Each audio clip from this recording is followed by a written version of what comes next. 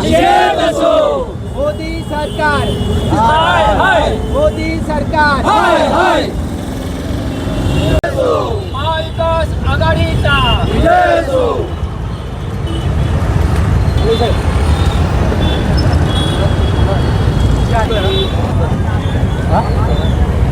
आज आपण हे E20 इथेनॉल पेट्रोलबाबत आंदोलन करताय, नेमकं काय मागण्या काय सांगा?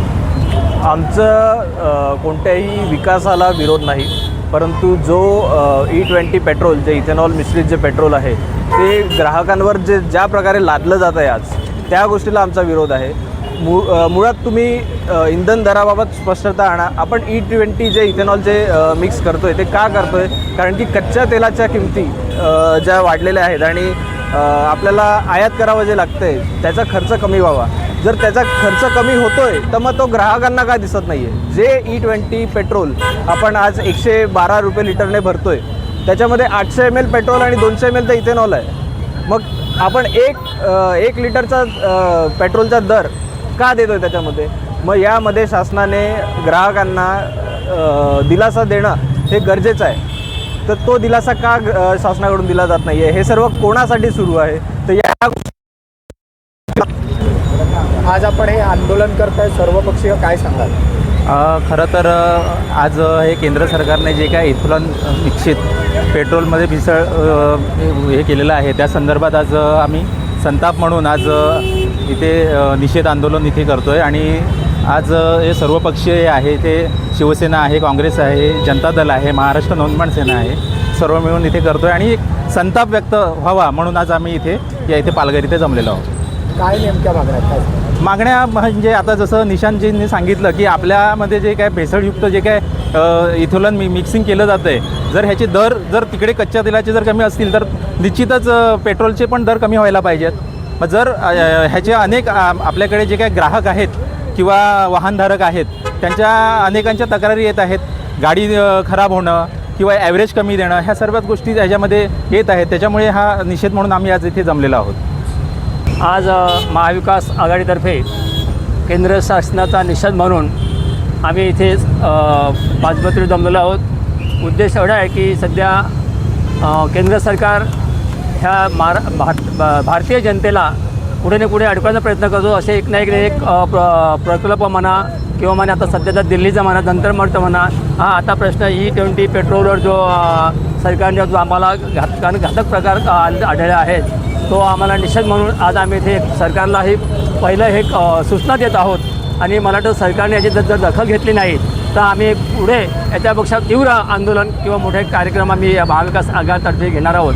कारण मगाशी माझे मित्र केळगावच्या सरपंचांनी सांगितलं गेलं की ह्या इंधनामुळे एकतर अगोदरच पेट्रोल डिझेलचे भाव वाढलेले आहेत, त्यातच आणखी हे इंधन आल्यामुळे ज्या आपल्या वाहनं आहेत ज्या खराब होणार आहेत, कारण ते ॲव्हरेज देऊ शकत नाहीत, इंजिन टेक्निकल ही सुद्धा बाबी आहेत त्या खराब होणार आहेत. तर आम्हाला असं वाटतं की सरकारने जो काय हा प्रयोग घेतलेला आहे तो आपण त्वरित थांबावा, नसल्यास आम्हाला अन्यथा मार्ग स्वीकारला जाईल ही संस्थेने दाखल घ्यावी. म्हणून आज आम्ही महाविकास आघाडीचे प्रतिनिधी इथे आलो आहोत.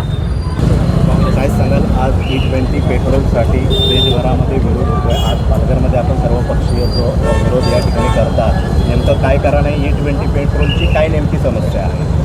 बघा, गेल्या महिन्यामध्ये पार्लमेंटमध्ये E20 पेट्रोलबद्दल यांनी एक विधेयक पास केलं. पण त्या विधेयकाचं काय, त्यांनी किती वेळा त्याचं परीक्षण केलं आणि नंतर कधी आपल्याला लागू करायचा होता याबद्दल त्यांनी काहीच सांगितलं नाही. डायरेक्ट सरसकट विधेयक पास केलं आणि E20चं पेट्रोल सर्वांना खुलं करून दिलं. परंतु हे E20चं पेट्रोलचं खुलं करून दिलं, पण याचं कॉन्ट्रॅक्ट कोणाला दिलं? नितीन गडकरी साहेबांच्या मुलाला. काल नितीन गडकरी साहेबांनी एक प्रेसला बोलताना निर्लज्जसारखं उदाहरण दिलं का E20 पेट्रोल हे आपल्या पेट्रोलमध्ये 20% आपण वापरायची मुभा दिले, पण त्याचे दुष्परिणाम आपल्याला दिसून येतात.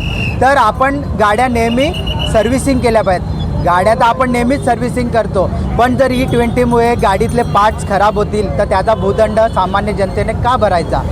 आणि त्याने असं पण सांगितले का जे गॅस्केट असतं, जे रबरचे पार्ट्स असतात, हे रबरचे पार्ट आपण गाडी सर्व्हिसिंग करताना बदलावा. मग बदलताना त्याला पैसे लागणार आहेत का? नाही.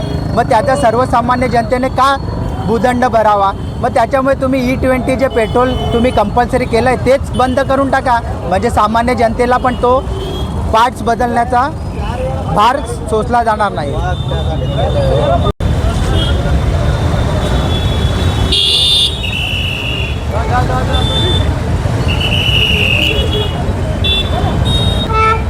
आज आपण E20 पेट्रोलच्या विरोधात आज सर्वपक्षीय जो काही आंदोलनाचा भाग म्हणून यात सहभागी झालेला आहात. काय नेमकं कारण आहे, नेमकी काय इच्छा आहे आपली? हे जे BJPचं सरकार आहे याची जी विकासाची जी धोरणं आहेत ही पूर्णपणे जनतेच्या विरोधी आहेत. हे इथेनॉलचंही धोरण ठरवताना त्यांनी जनतेला विश्वासात न घेता काही एका मंत्र्याच्या कौटुंबिक भल्यासाठी त्यांनी हा निर्णय घेतला आणि इथल्या सर्व ट्रान्सपोर्टरचा विरोध असताना, सर्वसामान्य जनतेचा विरोध असतानाही जबरदस्तीने हे धोरण त्यांनी राबवलं आणि त्यामुळे आज संपूर्ण देशामध्ये त्याच्या विरोधी आवाज उठवत आहे आणि तो आवाज दडपण्याचा प्रयत्न हे सरकार करत आहे. परंतु हा आवाज दडपला जाणार नाही. याच्या विरुद्ध मोठ्या प्रमाणात उद्रेक होऊन लोक रस्त्यावर येतील अशी आमची आशा आहे. तर काय सांगाल, E20 पेट्रोलच्या विरोधात आज आपण इथं सर्वपक्षीय जे आहेत ते जमलेलं आहात, काय नेमकी माहिती?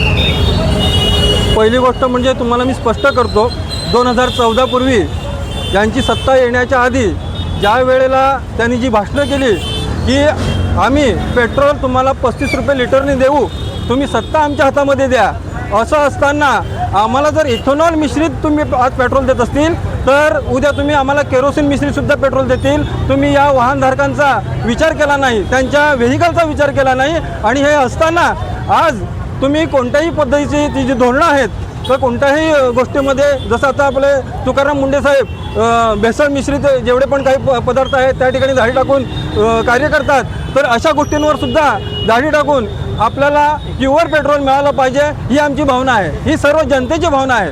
आणि हे असताना आजपर्यंत भाजप सरकारला आपण ज्या गोष्टीसाठी सत्ता दिलेली आहे त्या गोष्टीसाठी ही सत्ता कमकुवत ठरलेली आहे.